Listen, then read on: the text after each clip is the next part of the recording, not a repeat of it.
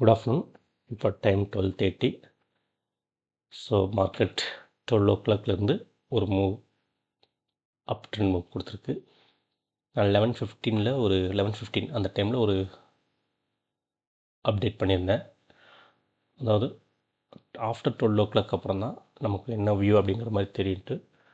So கரெக்டாக 12 அப்புறம் ஒரு மூமெண்ட் கிட்டத்தட்ட 24,520 24,560 பாயிண்ட்ஸ் மூவ் ஆயிருக்கு. அண்ட் இந்த ஒய் டேட்டா பாருங்கள் எவ்வளோ அழகாக ஷிஃப்ட் ஆகிருக்குன்னு. 11:15 AM வீடியோ நான் அப்டேட் பண்ணும்போது இங்கே கால் ரேட்டர்ஸ் அதிகமாக இருந்தாங்க. இதில் 24,550.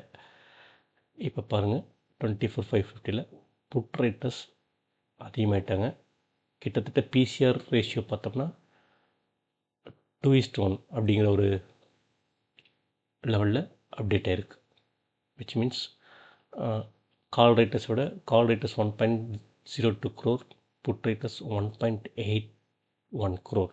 ஸோ கம்ப்ளீட் டாமினேட் பண்ணிட்டாங்க. ஸோ மார்னிங்லேருந்து மார்க்கெட் அப் ட்ரெண்டு தான். பட் ஒரு சின்ன செல் ஆகுது, அகெயின் அப் ஆகுது, செல் ஆகுது, அப் ஆகுது. இப்போ கம்ப்ளீட் அப் ட்ரெண்டு எஸ்டாப்ளிஷ் ஆகிடுச்சு. ஸோ இதுதான் ஓஐ ட்ரஸ்ட் பண்ணலாம். பட் கொஞ்சம் கேர்ஃபுல்லாக அதை ரீட் பண்ணோம்னா சம்டைம்ஸ் இந்த மாதிரி ட்ராப்பை நம்மளால் அவாய்ட் பண்ண முடியும்.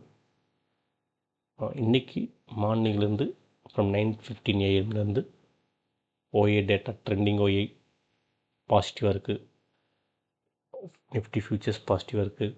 வால்யூம் பாசிட்டிவாக இருக்குது. ஸோ மார்க்கெட் ஒரு பையிங் டிப் ஸ்ட்ராட்டஜி தான் கரெக்டாக பண்ணியிருக்கு.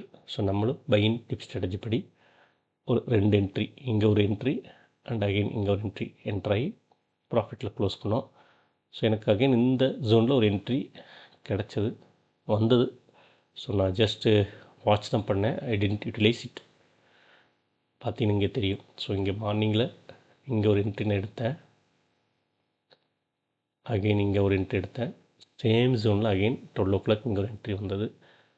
பட் நான் அதை கன்சிடர் பண்ணல. ரீசன் 2 தடவை நான் ஆல்ரெடி என்ட்ரி எடுத்து ஒரு ப்ராஃபிட்டில் க்ளோஸ் பண்ணிட்டோம். ஸோ அகெயின் நான் என்ட்ரி போகலை. பட் இந்த என்ட்ரி சூப்பர் என்ட்ரியாக கன்வெர்ட் ஆகிருக்கு. எனியோ இதெல்லாம் மார்க்கெட்டில் ஒரு பார்ட்டு தான். நம்ம என்ட்ரார் ட்ரேட் ப்ராஃபிட்டபுளாக பண்ணிட்டோம் அப்படிங்கிற மட்டும் நம்ம யோசிக்கணும். இந்த மாதிரி சில ட்ரேடெல்லாம் ஸ்லிப்பவே ஆகிடும். ஸோ அதெல்லாம் நம்ம ஒரி பண்ணிக்க வேண்டிய அவசியம் இல்லை. நம்மளோட வியூ கரெக்டாக இருக்கா, நம்மளோட அனாலிசிஸ் கரெக்டாக இருக்கா அப்படிங்கிறது நம்ம கன்சிடர் பண்ணாலே. தேங்க்யூ.